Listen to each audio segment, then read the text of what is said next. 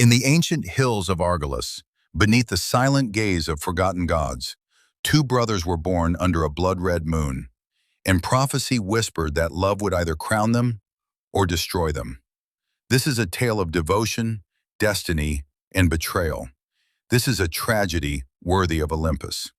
Long before ruin touched their home, King Theron and Queen Althea ruled a small kingdom near the sacred groves of Argolis. After years without children, they prayed at the temple of Hera, goddess of marriage and queens. On the seventh night of fasting, a storm split the heavens, and twin sons were born. The first emerged strong and silent.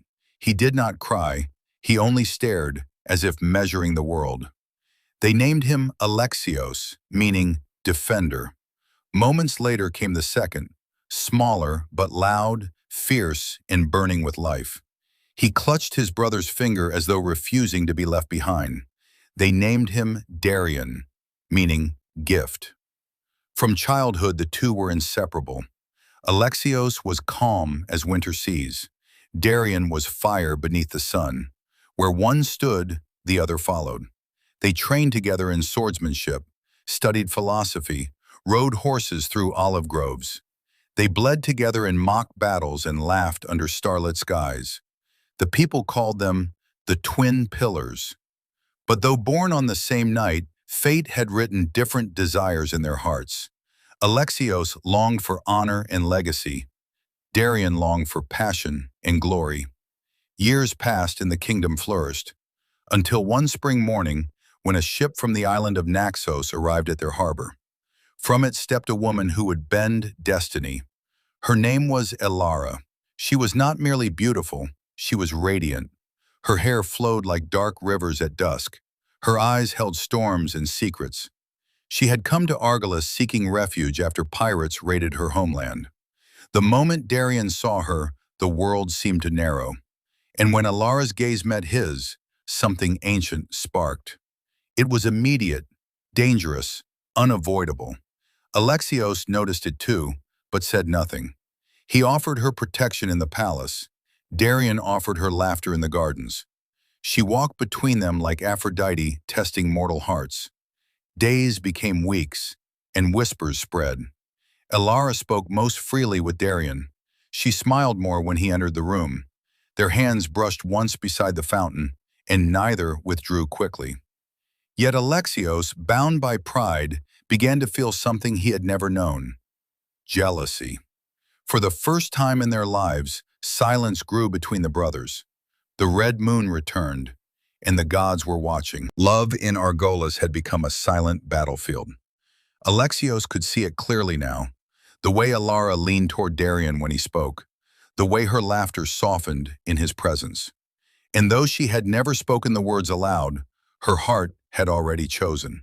It was the younger brother, Darian. But love does not ask permission from blood. One evening, beneath cypress trees, Alexios approached Elara. "Tell me truthfully," he said, "if there were no crown, no kingdom, whom would you choose?" Elara's silence lasted only a heartbeat. "Darian." The word fell like a blade. Alexios nodded slowly. He smiled, but something inside him fractured. That night, he did not sleep. Instead, he walked alone to the cliffs overlooking the sea, wrestling with shame and fury. He was the firstborn, the heir, the stronger warrior, yet love had slipped past him like mist. Meanwhile, Darian found Elara in the moonlit courtyard.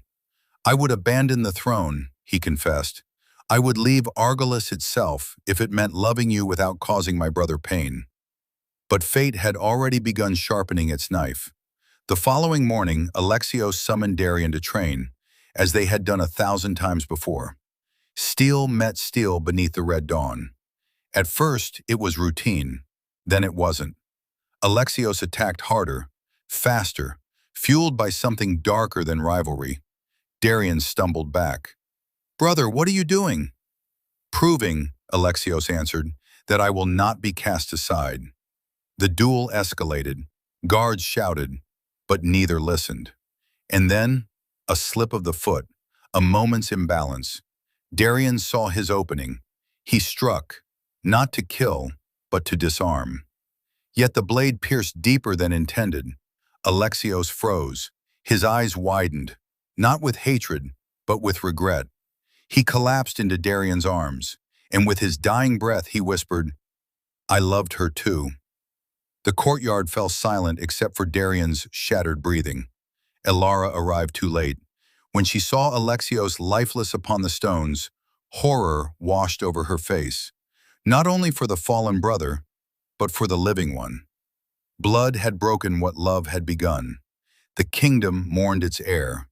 Darian inherited the throne, but never peace. Elara, burdened by guilt, withdrew into silence. Some say she returned to Naxos. Others say she entered a temple and never spoke again. As for Darian, he ruled Argolis wisely.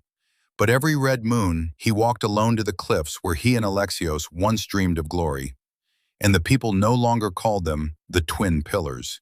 They called them a warning. For even in lands blessed by gods, love can become the sharpest weapon. And destiny, once awakened, never sleeps. Tales by Sora.